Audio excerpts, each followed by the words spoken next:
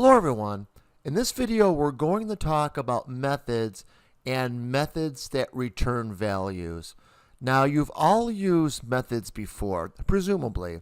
For example, in the example that you're looking at now on the screen, you have a main method.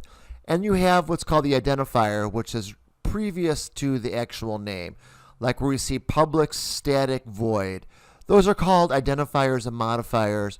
Basically public meaning that it's a public method, that it could be called from either this program or other programs. Static meaning that it's only in one instance of this program. Static works a little bit more obscure, so we're going to save that for a topic for another day. But void is the one we're going to focus on today, where void just means that this method returns nothing. Now, what does that really mean? Now, you've used methods before. Remember, what we do is we use methods when we want to organize code. So if we have like a chunk of code that has to do with adding numbers, you build a method called add numbers. If you have a method that determines what department you work for, you might declare and use a method called add department. So you know the concept of methods and how we use methods to organize our code. What you probably haven't done yet is use return values from your methods. And that's what that void means. That void just means on line 3 that the main method doesn't return anything. So what does that mean for you? Well, that means that you still understand methods the way that you always have. It's just now what you can do, if you choose, is you could have a method returning a value. Thus, you may be able to, or you may want to use that value in other areas of your program. Think about it. Think about a method that you might have used or written that doesn't return a value. So like, for example, you'd call a method called add numbers or whatever. So you would have all the functionality in that method, and that when that method was done executing, that method just was done executing. It's not a wrong thing. I'm not saying that return values are better than non-returning values. It's just a different concept, and it's taking methods and kind of taking it to not a different level, because you were saying if it's a different level that it's better, but just another way of using them. Let's just say that you wrote a method that you wanted to have the value or something that method does, and you wanted to use that value in other areas of your program. And that's what the return values is. So what we're going to do is we're going to write methods, or one method here, that rather than saying void, meaning that we're going to return nothing, we're going to say int. It's going to return an integer. So let's build this method now, and we'll talk about it as we go. Now, it's going to be a public method and static, and more about static is in a topic of a different video. And we have public static void, and before we actually change this to actually return something, let's just write the method the way that you might be using it. Let's talk about this public static void though. Again, the public just means that this method can be called by this program or any other program.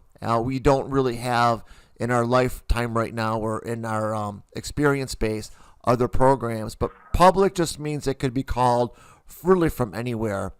Most of our methods are going to be public for now. So just to kind of like make it look like the ones that you're used to, on line 5, I'm just going to put in public static void, and what this method is going to do is it's called add numbers, and I put an int num1 and int num2.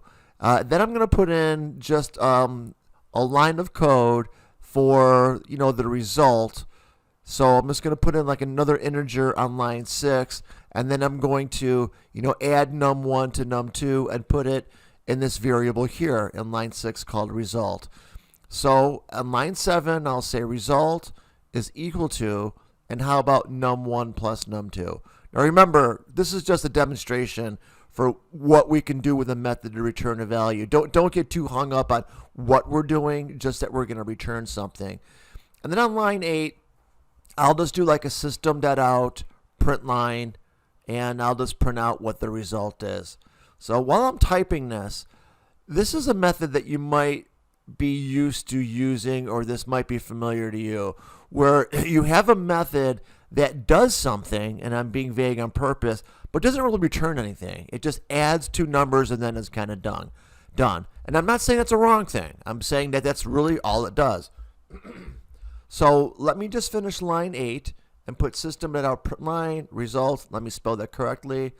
And let me call that method from my main method. So I'll just put in add numbers, and I'll pass in 23 and 45, and then I'll run. It looks like I'm missing a semicolon on line 9, so I'm going to have to add that. But take a look at what I'm doing here. This is something that should be very familiar to you for now, at least at this point. Where in my main method, I'm calling another method called add numbers. I'm passing it two numbers. The method adds the two numbers and prints them out. So I'm going to have to fix my semicolon on line 9 to get this to run. I think I'm going to do that now. And then I'm just going to click on execute. So when I click on execute, it should run okay. So I get result equals 68. Now, correct. Now, nothing unusual has happened here. I'm not trying to set up traps for you for looking at something that's going wrong in this. This is something that's working just fine. And if I wanted to have a method to add two numbers and do nothing else with them, this is perfectly acceptable to do this. But there are instances where you may want to get that value that this method is doing and use it elsewhere in the program. So in that case, we have to change line 6 void to int. What int does is int just says we're going to return an integer. Now look at this statement or this error message. I went to execute. It says missing return statement. That's because on line 6, I am saying that this method is returning an int. It's not returning void. Void is nothing.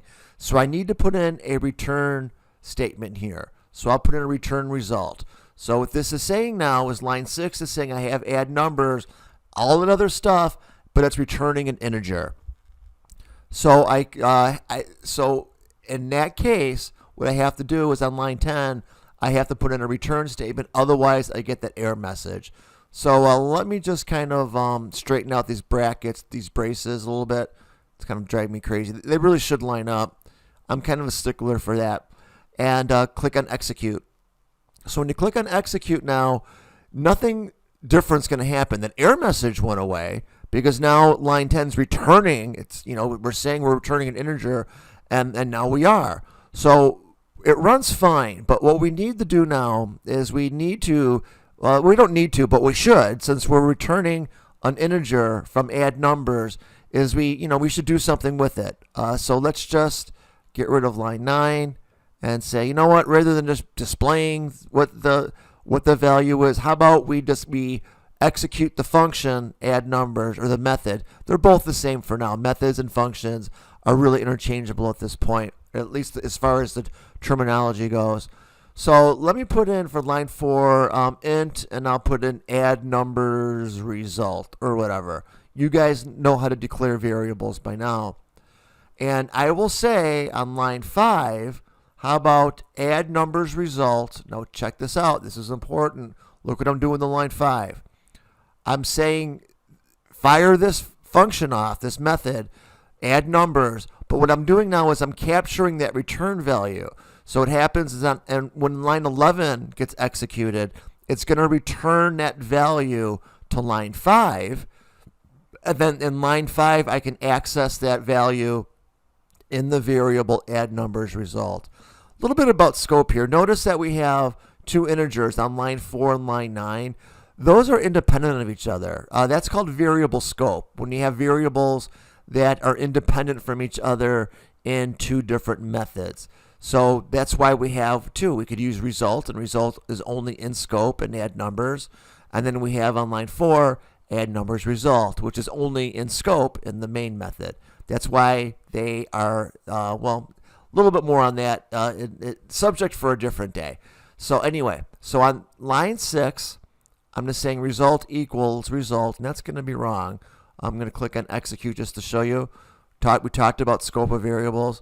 Line 6 doesn't know what result is because result isn't a variable that's declared in that method. So we're going to have to fix this. So on line 6, we're just going to have to say system.out line, and then add numbers result. And that looks better. So let me, didn't mean to click on that. Let me click execute. Almost done. Still got a problem with line 6. I need to have the equals inside of the quotes, correct?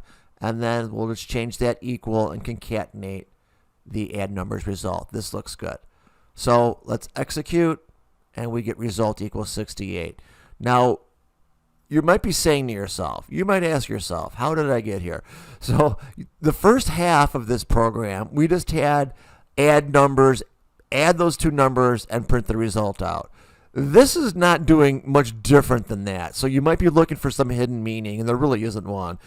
But the difference is this program now is adding two numbers and returning that result on line 11, or returning that value back to line 5. So now in the main method, I can access whatever that function add numbers did. So add numbers gave me an integer called result on line 11. On line 5, I'm taking that return value. It's getting put into the local variable called add numbers result, and I could use add numbers result now in my main method. So this is what return values do. And again, I'm not saying that return values are better than not using them. It's just a different way that you could use methods when you want that value or whatever that method to persist and read that into a local variable. That's all I have for now. Thank you for listening. Have a great day.